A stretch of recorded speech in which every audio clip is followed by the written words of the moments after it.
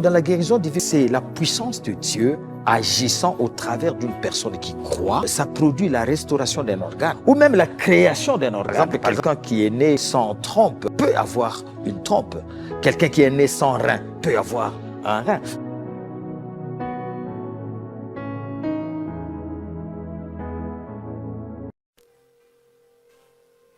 Bonjour très chers téléspectateurs et bienvenue sur notre plateau de Shalom Bashi, ici en République démocratique du Congo.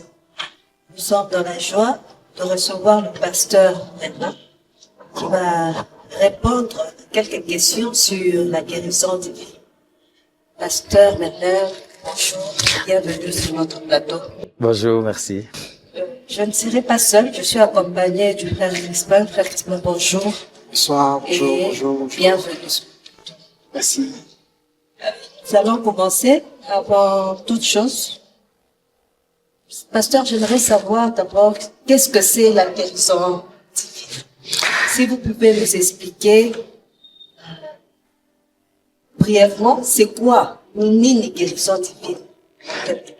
Ok. La guérison divine, comme le mot le dit, c'est une guérison, c'est le fait de sortir de la maladie, mais qui provient directement de Dieu, sans intervention de médicaments ou de quelque autre agent qui soit, par exemple l'eau, la pommade, l'huile d'olive, etc.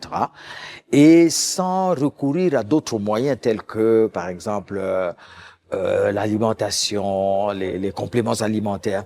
Donc, c'est la puissance de Dieu agissant au travers d'une personne qui croit et qui produit la guérison, qui est la restauration d'un organe. Parce que lorsque quelqu'un est malade, c'est comme une voiture qui a une pièce en panne.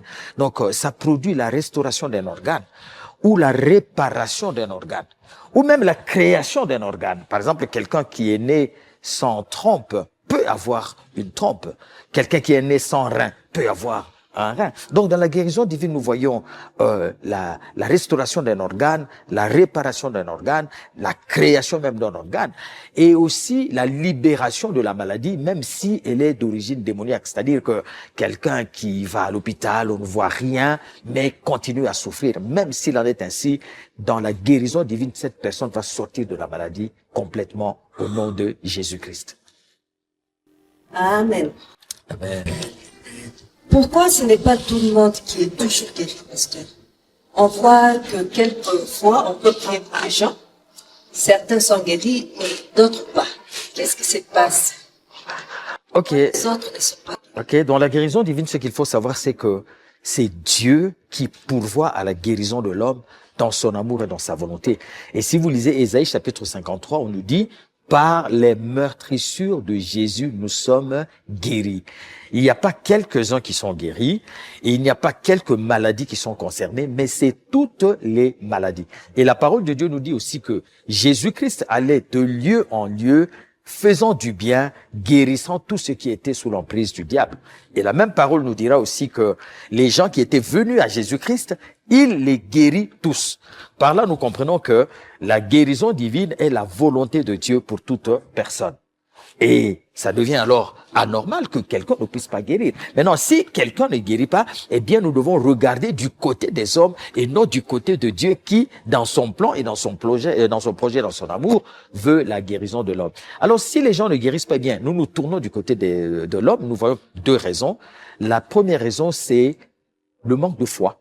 Parce que c'est par la foi que on obtient la guérison. Eh bien, du côté de la foi, on peut être guéri par sa propre foi. L'exemple de la femme à la perte de sang qui venait voir Jésus. Et on peut être guéri par la foi d'une autre personne, comme Jésus-Christ, qui avait guéri la femme qui avait une bosse. Cette femme-là ne voyait même pas Jésus, mais elle a été guérie par la foi de Jésus.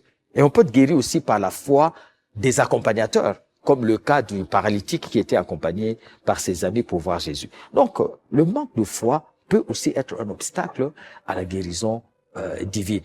Deuxième raison que je pourrais donner, j'en ai parlé de deux, mais je donne trois. Deuxième, c'est les croyances, les fausses croyances concernant la guérison divine. Par exemple, quelqu'un qui pense que Dieu l'a rendu malade, quelqu'un qui pense que Jésus ne guérit pas tout le monde, quelqu'un qui pense que la maladie c'est la volonté de Dieu, quelqu'un qui pense que Dieu nous enseigne par la maladie.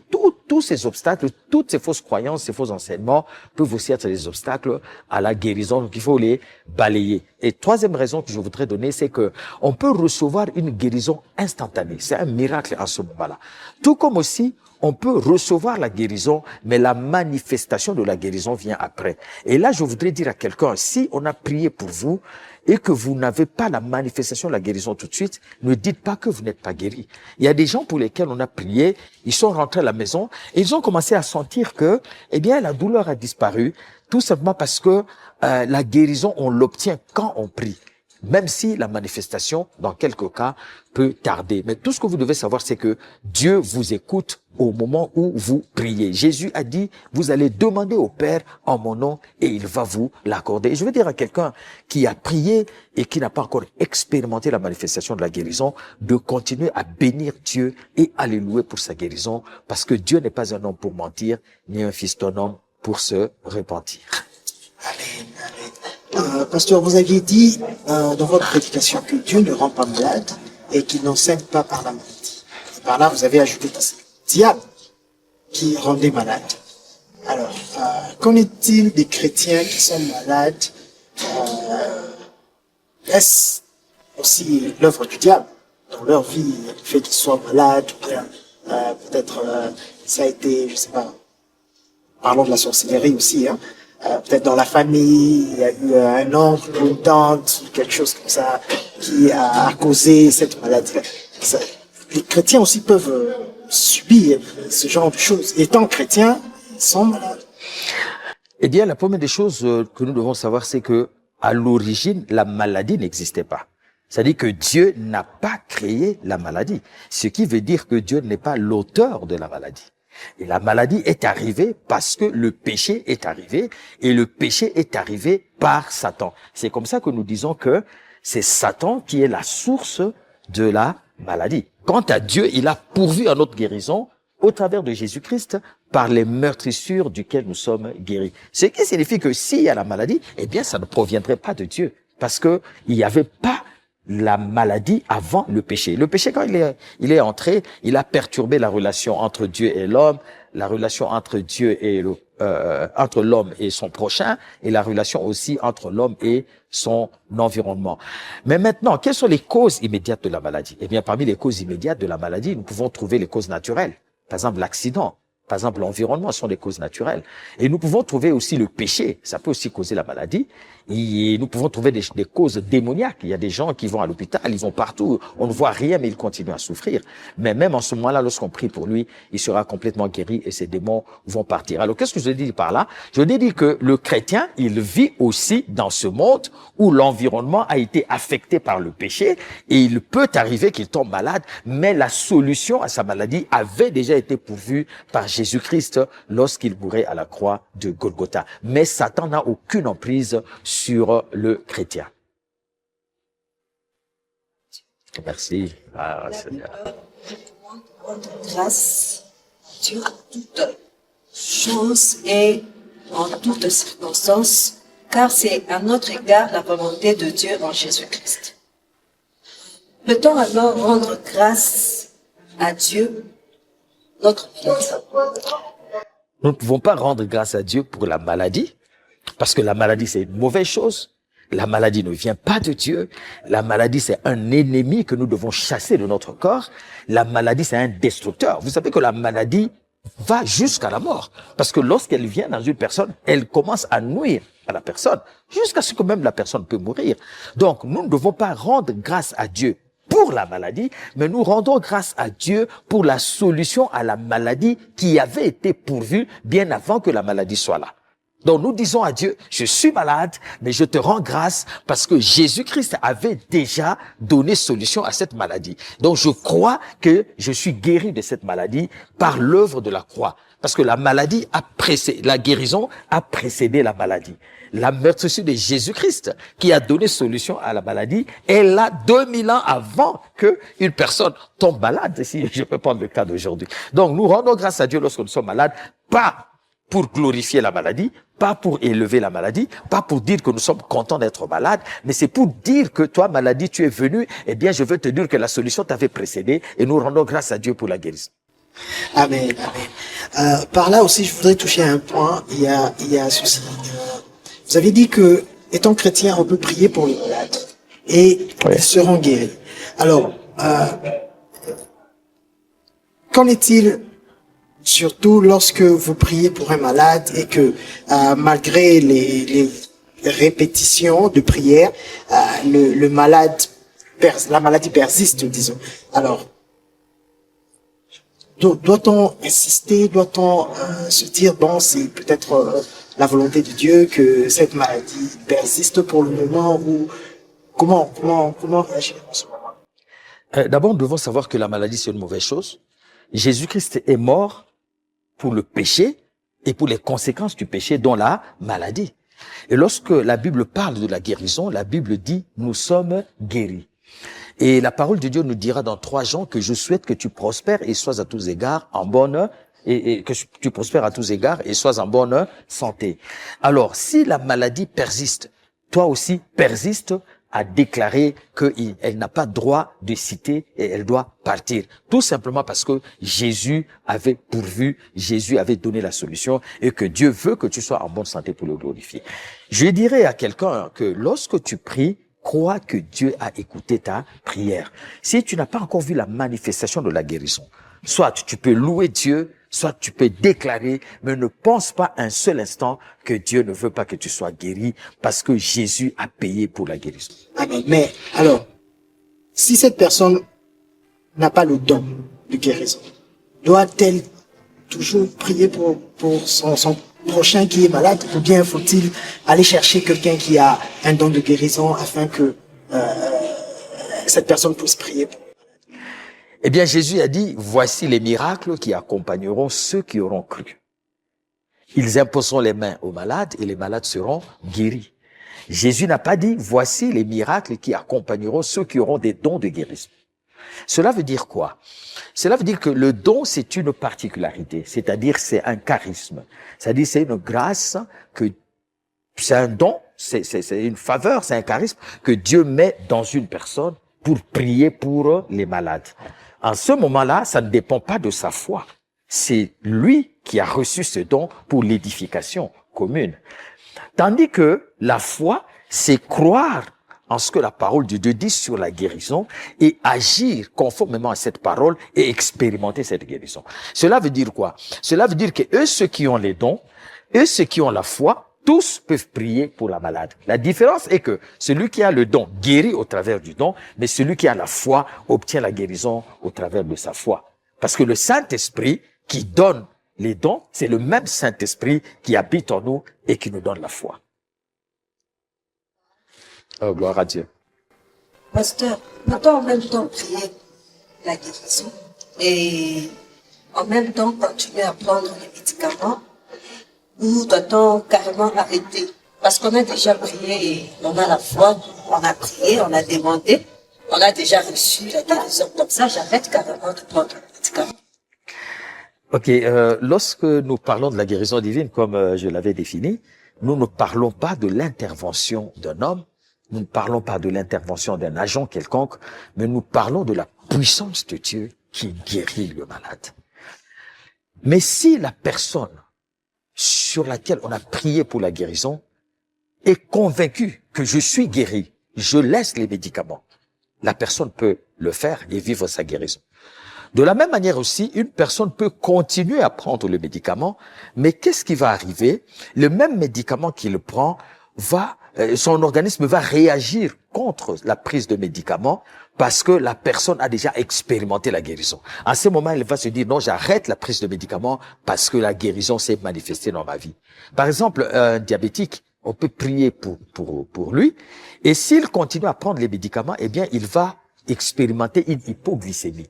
C'est alors qu'il saura que j'ai été guéri et il abandonne les médicaments. Donc, la prise ou la non-prise de médicaments après qu'on ait prié pour la personne dépend totalement de la personne. Mais tout ce que nous savons, c'est que avec la prière de la foi, la personne va accéder à la guérison.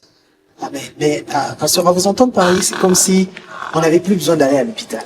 Surtout quand on est malade, on a une fièvre qui persiste ou on a un enfant à la maison. Vous savez, les bébés, comment, avec les fièvres, c'est toujours, c'est vraiment presque le quotidien. Alors, que direz-vous à ces mamans ou à ces parents ou à ces personnes qui croient en la guérison divine, mais qui, quelque part, au fond d'eux, ils se disent, bon, Dieu aussi peut permettre à ce que je sois guéri au travers des médicaments. Faudrait-il prier pour les médicaments ou aller avec la foi à l'hôpital en se disant que si je vais à l'hôpital, je vais être guéri comme la femme de sang qui avait qui coulait le sang lorsqu'elle a touché la robe de Jésus. Comment vous voyez tout ça? Quelle est votre opinion à ce sujet? Que direz-vous à ces spectateurs? Lorsque nous parlons de la guérison divine, nous parlons de la foi. Nous ne parlons pas de médicaments. Et si vous voulez obtenir la guérison par la foi, eh bien, vous priez et vous avez votre guérison. Si vous voulez aller à l'hôpital, nous ne sommes pas là pour interdire aux gens d'aller à l'hôpital, mais nous sommes venus leur dire que la guérison divine existe. Nous sommes venus leur dire que le salut en Jésus-Christ comprend l'esprit, l'âme et le corps. Il n'y a pas un aspect ou une partie de ton être que Dieu ait laissé de côté dans le processus de salut. Autant que tu as reçu le salut, autant tu as reçu la guérison. La guérison est disponible pour toi pour n'importe quelle maladie. Mais si vous voulez aller à l'hôpital, eh bien, tant mieux. Mais je voudrais vous dire que il est disponible, la guérison a été rendue disponible avec le salut. La guérison a aussi été pourvue avant même votre naissance. Gloire au Seigneur. Pasteur, pouvez-vous nous donner quelques conseils? Est-ce qu'il y a des conseils à suivre pour prier pour les malades, mais obtenir des résultats positifs à l'instar de Jésus-Christ et des apôtres? Je ne sais pas moi, il y a peut-être des trucs à suivre, je ne sais pas, il faut commencer par il faut bien commencer avec Mani, il faut bien jeûne et prière, je sais ça c'est prier pour les malades. Je ne sais pas, conseiller. Il faut commencer par quoi? Ok, merci beaucoup. C'est une très très bonne question. Heureusement, vous avez parlé de Jésus. Donc Jésus est la référence. Jésus a dit, personne n'a jamais vu Dieu. C'est le Fils de l'homme qui est venu vous montrer Dieu. Et qu'est-ce que le Fils de l'homme faisait? Il allait de lieu en lieu, guérissant tous ceux qui étaient malades et tous ceux qui étaient sous l'emprise du diable, car Dieu était avec lui. Ça dit que si vous voulez opérer dans le domaine de la guérison divine et de la manifestation de tout autre miracle, c'est procéder comme Jésus-Christ. Qu'est-ce que Jésus avait ou qu'est-ce que Jésus faisait? Premièrement, Jésus était disponible. Les gens qui venaient à Jésus pour la guérison, mon fils est malade, Jésus était disponible pour donner la guérison. Deuxièmement, Jésus était déterminé à donner la guérison, à faire du bien, à produire du miracle. Et il avait confiance en Dieu. Il disait, Père, je sais que tu m'as toujours exaucé. Et Jésus guérissait ceux qui venaient à lui. Troisièmement, Jésus avait la compassion. C'est-à-dire que lorsque vous voyez quelqu'un qui est malade, eh bien, mettez-vous à la place de cet homme. Dites-vous que la maladie est en train de ronger cette personne. La maladie est en train de détruire cette personne. La maladie est en train de déranger cette personne. Et mettez-vous à sa place. Ayez compassion comme Jésus qui était ému de compassion. Et c'est cette compassion qui va vous pousser à déclarer la guérison et à libérer cette personne de la maladie. Quatrièmement, vous devez savoir que vous avez le pouvoir et l'autorité de Jésus. Le même pouvoir et la même autorité. Jésus vous les a légués. Il a dit, allez prier pour les malades. Donc, revêtez-vous de cette responsabilité. Prenez cette responsabilité et exercez dans le domaine de la maladie. Cinquièmement, sachez que la maladie, c'est un ennemi. Il ne faut pas la tolérer dans le corps humain.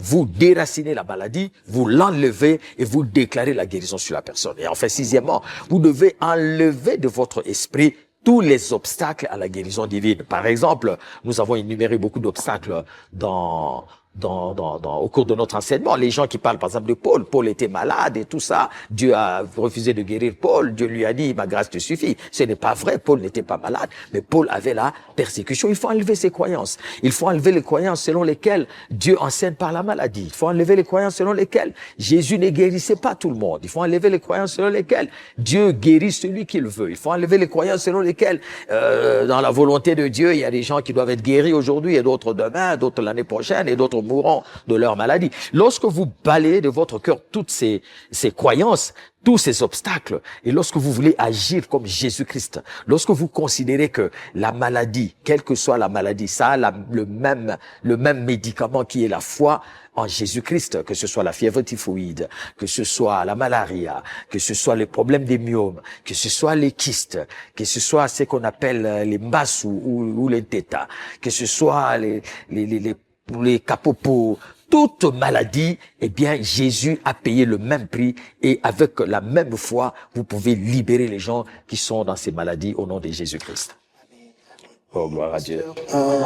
Pourquoi alors, de nos jours, nous avons du mal à vivre ces choses, ces réalités dont nous parlons ici, la guérison divine et tout ça là. Pourquoi aujourd'hui on en entend parler de moins en moins, mais plutôt on parle des prophéties, on parle de connaissances, ce genre de choses. Alors, qu'est-ce qui fait qu'aujourd'hui on manque de vivre ça? Eh bien, je pense que c'est presque la même chose que ce que je venais de dire. C'est tout simplement parce que nous ne voulons pas agir comme Jésus. Vous savez, les choses de Jésus-Christ sont tellement simples qu'elles sont aussi difficiles à croire. Si vous dites à quelqu'un, venez, je vais prier pour vous, vous serez guéri, il trouve vraiment ça extraordinaire. Lui, il a besoin d'une longue retraite, lui, il a besoin d'une pommade, lui, il a besoin d'une huile, lui, il a besoin d'un don de guérison. Donc, il ne sait pas accepter par la foi la simplicité de l'évangile. C'est ça la grande difficulté pour l'homme. Et je veux dire à quelqu'un que Jésus est réel. Je veux dire à quelqu'un que Jésus a besoin seulement de la foi. Et avec la foi que vous avez, il n'y a pas une grande foi, il n'y a pas une petite foi, vous accédez à tous les bienfaits de Dieu. Et nous devons commencer à agir comme Jésus, c'est-à-dire prier pour les malades, c'est-à-dire chasser les malades, c'est-à-dire libérer ceux qui sont enchaînés. Et vous pouvez aller comme ça dans un culte, du début à la fin, on n'a pas prié pour les malades. Du 1er du mois au 30 ou 31 du mois, on n'a pas prié pour les malades. Ce n'est pas normal. Donc, lorsque nous ne prions pas aussi pour les malades, ça veut dire que nous ne croyons pas. Et lorsque nous ne croyons pas, nous n'allons pas exercer, nous n'allons pas vivre ces choses. Donc, nous devons croire que la guérison est disponible. Une autre chose encore très importante, c'est que la guérison fait partie de notre salut. L'Église doit croire que le salut que Jésus nous a donné comprend aussi la guérison du corps. Et à ce moment-là, parmi les bienfaits du salut dont nous devons jouir, figure aussi le bienfait de notre corps, figure aussi notre santé, et nous avons droit d'en jouir au nom de Jésus-Christ. Ainsi, à chaque culte, nous n'allons pas accepter que les gens rentrent malades, alors que Jésus-Christ a déjà pourvu à leur guérison avant même qu'ils ne l'aient reçu comme Seigneur et Sauveur personnel. Vous savez, Jésus, une femme est venue à Jésus pour demander la guérison de son enfant. Eh bien, Jésus a dit, mais c'est du pain que tu es en train de demander. Cette femme demandait la guérison, mais Jésus a dit que c'était du pain. Qu'est-ce que Jésus voulait dire par là? Il voulait parler de la disponibilité et de la simplicité de la guérison. C'est-à-dire, la guérison, c'est quelque chose qui est disponible. La guérison, c'est quelque chose qui est simple. Et l'Église, aujourd'hui, doit se rendre compte que il faut administrer la guérison à toute personne comme Jésus le faisait. Oh, gloire au Seigneur. Pasteur, est-il possible qu'un pécheur puisse recevoir la guérison? Je suis là, je n'ai jamais reçu Jésus-Christ comme Seigneur et Sauveur. Je n'ai même pas, je n'ai pas ce don. Mais je suis malade. Ou bien il faut que je passe d'abord par la repentance, je ne sais pas. Ok, vous savez, j'ai parlé de la femme qui était venue à Jésus pour demander la guérison. Jésus a dit c'est du pain. Vous savez, le pain, eh bien, c'est un aliment commun, un aliment de tous les jours chez les Juifs. Et chaque culture a son aliment de base. Donc le pain, on le donne à quiconque. Ça dit que la guérison n'a pas de condition. La personne n'a pas besoin d'avoir reçu d'abord Jésus comme Seigneur et Sauveur personnel pour accéder à la guérison. Vous savez, un jour, Jésus a dit à ses disciples, allez, et lorsque vous arrivez là où on va, vous êtes en train de partir, mangez ce qu'on va vous donner, reposez-vous et ensuite guérissez le malade.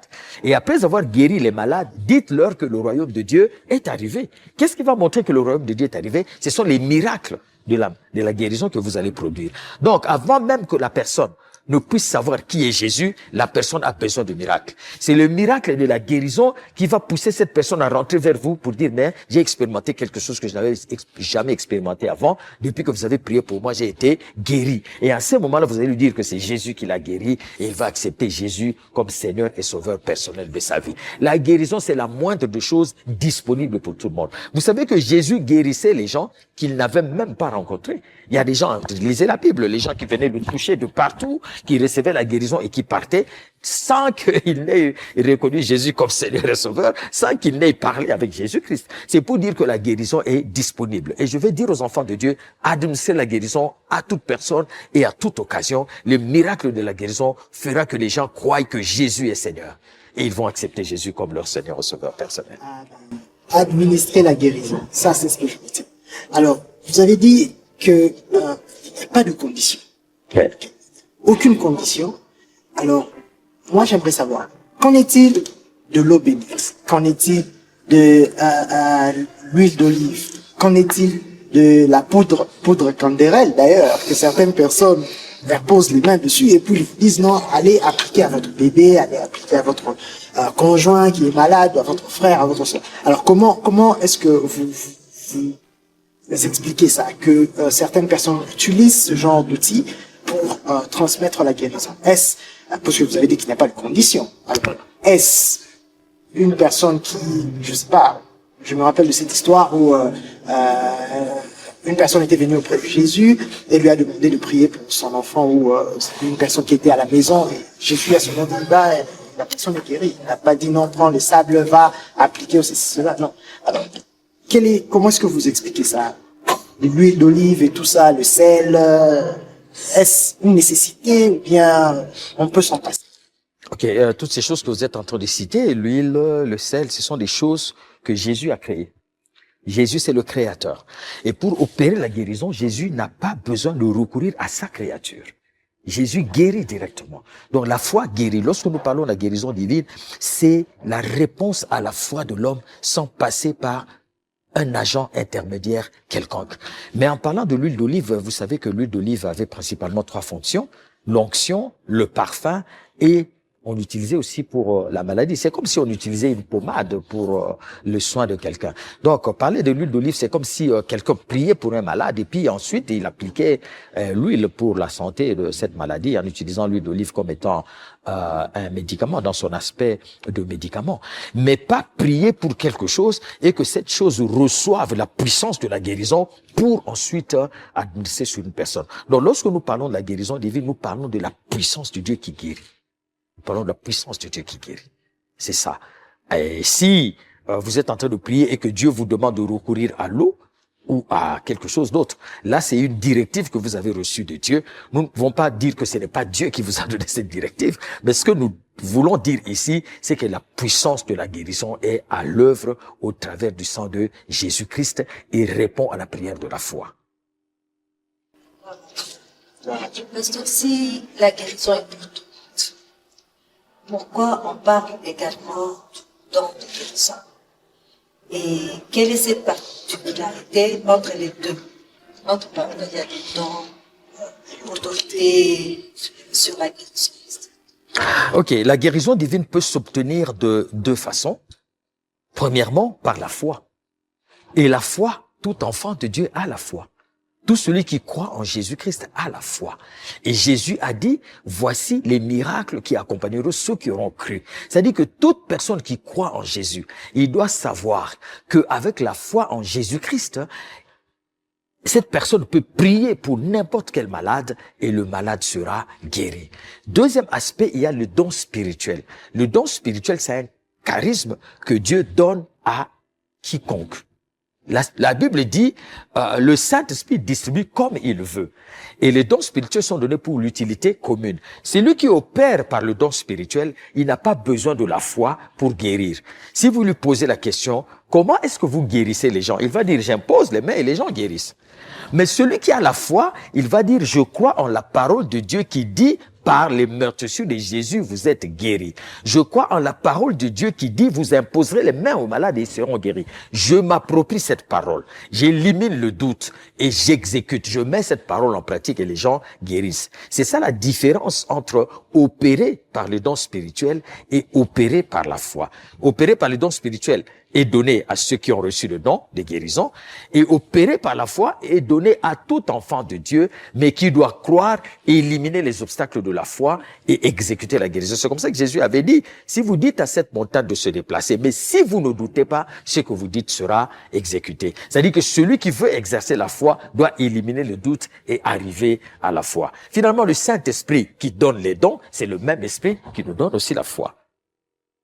Et un enfant de Dieu ne peut pas se sentir limité parce qu'il n'a pas les dons spirituels. Non, la foi peut transporter toutes les montagnes. Pasteur, vous nous avez parlé de la guérison au long et large. Je sais qu'il y a encore beaucoup de questions là-dessus, et c'est aussi vrai que on n'a pas tout couvert ici à cause du temps. Mais comment vous joindre? Comment pouvons-nous arriver à? Est-ce que vous recevez et où est-ce que vous recevez? Est-ce que vous avez un numéro de contact auquel les téléspectateurs peuvent vous joindre? Ok, vous pouvez nous joindre parce que la guérison divine, c'est le pain. C'est disponible pour tout le monde et nous sommes disponibles pour prier pour vous. Écoutez, non seulement nous allons prier pour vous et vous allez recevoir la guérison, mais nous allons aussi vous enseigner à prier pour les autres. Vous aussi, vous êtes capable de prier pour les gens, ils vont expérimenter la guérison divine. Derrière vous, il y a beaucoup de personnes qui seront guéries, délivrées, libérées et qui connaîtront la joie et la paix du Seigneur Jésus-Christ. Je suis joignable au numéro plus 243 85 261 22 46. Notre église se trouve dans le quartier Makomeno à Lubumbashi, en République démocratique du Congo. Pour y arriver plus facilement, si vous venez de la Gécamine vers la ville, vous dépassez juste le pont Tchondo, vous verrez à votre droite un panneau écrit Église Shalom. Et si vous venez de la ville vers la Gécamine, eh bien, ça sera à votre gauche avant d'arriver au pont Tchondo. Vous verrez le panneau de Shalom. Nous avons prière là-bas, réception chaque samedi de 9h30 à 11h30. Vous serez le bienvenu et vous allez expérimenter la puissance de Dieu. Et en dehors de ça, vous pouvez encore nous joindre sur Facebook. Nous sommes disponibles et là, nous pouvons prier pour vous et nous pouvons vous accompagner dans cette merveille de la guérison divine et de l'exercice des dons spirituels et de l'accomplissement des miracles en Jésus-Christ. Et vous pouvez aussi nous joindre par WhatsApp. Nous pouvons prier pour vous aussi par WhatsApp et vous accompagner pour que vous puissiez expérimenter cette merveille de la part du Seigneur. Amen. Pasteur, nous vous remercions d'avoir été parmi nous aujourd'hui avec Maman Lélie aussi. Okay. Et, n'oubliez pas, le Seigneur est grand, le Seigneur nous aime et la guérison, nous l'avons en nous.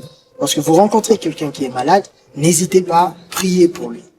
Alors, pour finir, le pasteur va déclarer sur nous, tous ensemble, si vous êtes malade, si vous avez des maux de tête, même si vous avez le rhume, ok, vous pouvez avoir un cancer, vous pouvez avoir un kyste, vous pouvez avoir un appendicite, peu importe le problème. La stérilité. La stérilité aussi. Le Seigneur est capable de vous guérir. Alors, avec le pasteur, il va prier pour nous tous ensemble et vous allez toucher où vous avez mal. Et si vous avez une personne en tête qui n'est pas près de vous, mais qui est malade et qui nécessite la guérison du Seigneur, vous allez penser à lui au travers de cette prière et le Seigneur va agir. J'aimerais encore ajouter, si je peux parler en souvenir, bonne compréhension parce que nous sommes ici à Lubumbashi, pasteur. Ok. Bantu wanafuata kama kumwe na kusema baombe tuiwe tutapata peleje kuku bale bakifata bashi na kuku bale balimfata dehors ya Lubumbashi. Wapatie comme précision comment joindre et moi je peux déclarer ça sur prière sur la guérison. Disons merci déjà. Ok, pour nous joindre, nous avons expliqué, nous sommes de l'église Shalom à Lubumbashi, dans le quartier Makomeno. Et si vous quittez à Tipicha, vers la ville, Vous dépassez le pont Chondo, c'est à votre droite, il y a un panneau écrit église Shalom. Et si vous quittez la ville aussi vers Matipicha, bien avant d'arriver au pont Chondo, à votre gauche, au niveau de Cascade 2, il y a aussi le panneau écrit Shalom. Nous sommes là samedi de 9h30 à 11h30, spécialement pour vous recevoir. Mais nous avons aussi culte le mercredi de 17h à 19h, le vendredi de 17h à 19h, également dimanche de 8h30 à 11h. Et dans toutes ces réunions, nous prions pour les malades. Maintenant, vous pouvez toucher là où vous avez mal. Quel que soit votre problème, touchez là où vous avez mal. Je vais prier pour vous. Au nom de Jésus-Christ, toi maladie, toi infirmité, toi perturbation de l'organe, toi stérilité, toi hypertension, hypotension, diabète, paralysie, quel que soit le problème et quelle que soit l'origine, au nom de Jésus, je te commande de quitter ce corps. Je te déracine de toi maladie. Je t'enlève de ce corps. Je te commande de quitter maintenant au nom de Jésus-Christ. Je déclare la guérison, la restauration des organes. Je déclare la guérison, je te libère de la maladie parce que par les meurtrissures de Jésus, tu es guéri. Sois libre et guéri. Expérimente la guérison au nom de Jésus-Christ. Commence à dire merci à Dieu. Commence à louer le Seigneur pour la guérison et commence à faire ce que tu ne pouvais pas faire avant. Sois libre, guéri et jouis de la vie abondante au nom de Jésus-Christ. Amen. Oh, gloire au Seigneur. Gloire à Dieu. Merci, que Dieu vous bénisse.